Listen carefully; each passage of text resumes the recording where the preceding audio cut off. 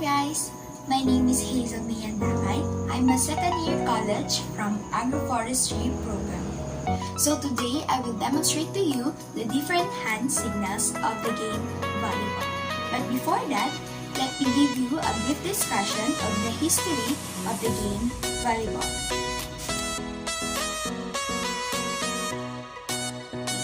In 1895, an instructor named William G. Morgan at Young Men's Christian Association or YMCA in Holyoke, Massachusetts, decided to create such a game for his classes of businessmen. This sort of game is derived from the combination of different ball games such as basketball, baseball, tennis, and handball. And one thing that makes this game unique from other ball games is that it demands less physical contact compared to other ball games such as basketball, which requires more physical contact with the players. So William G. Morgan is the creator or the founder of the game volleyball. But the game volleyball was not called or termed as volleyball that time, rather than it was called as mintonet. However, during the demonstration of the game at YMCA school where Morgan instructed, someone remarked him that it seems the players seems volleying the ball back and forth over the net.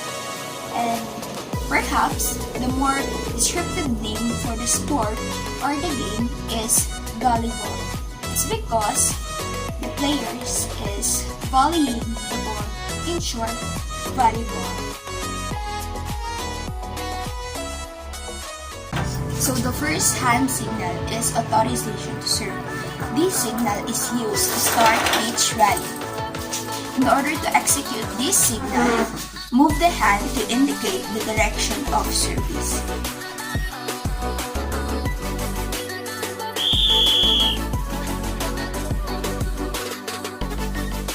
Second hand signal, team to serve. This signal indicates which team will serve. To execute this hand signal, extend the arm to the side of team that will serve.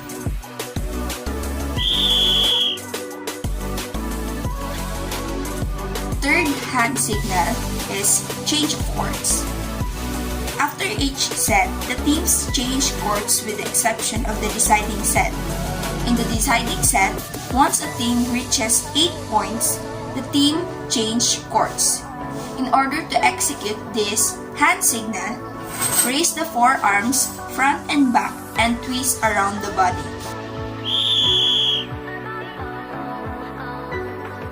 The fourth hand signal is timeout. This is used by a team to stop the game for a short period of time. In order to execute this hand signal, place the palm of one hand over the fingers of the other, held vertically, and then indicate the requesting team.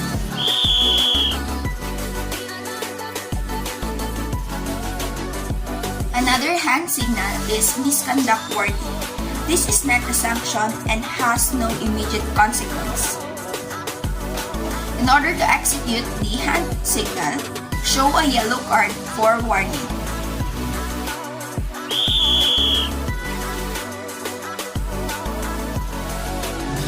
End of set or match.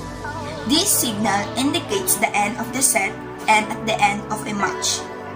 In order to execute this hand signal, cross the arms in front of the chest, hands open.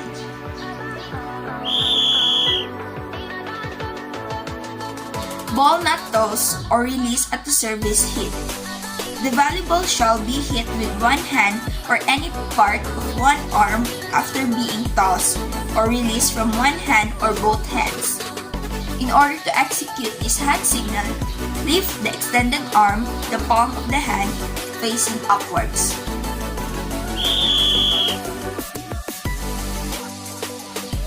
Delay in service. This signal indicates that the server doesn't contact the ball within 8 seconds. In order to execute this hand signal, raise 8 fingers, spread open.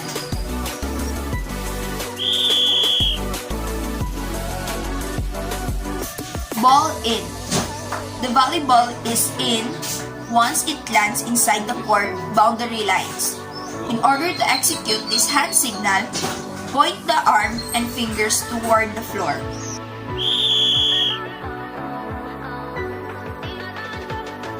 Ball out. The volleyball is out once it lands outside the 4 boundary lines. In order to execute this hand signal, raise the forearms vertically, hands open, palm towards the body.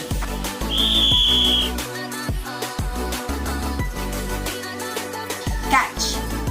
The volleyball is caught or thrown. It doesn't rebound from the contact. In order to execute this hand signal, slowly lift the forearm, palm of the hand facing upwards.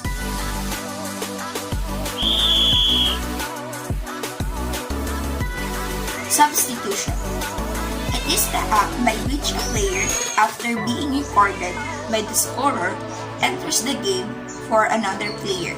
In order to execute this hand signal, circular motion of the forearms around each other.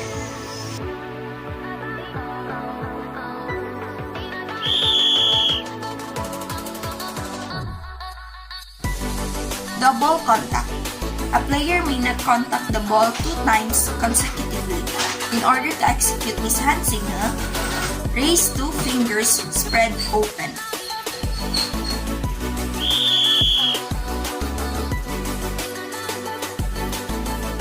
And lastly, ball touch.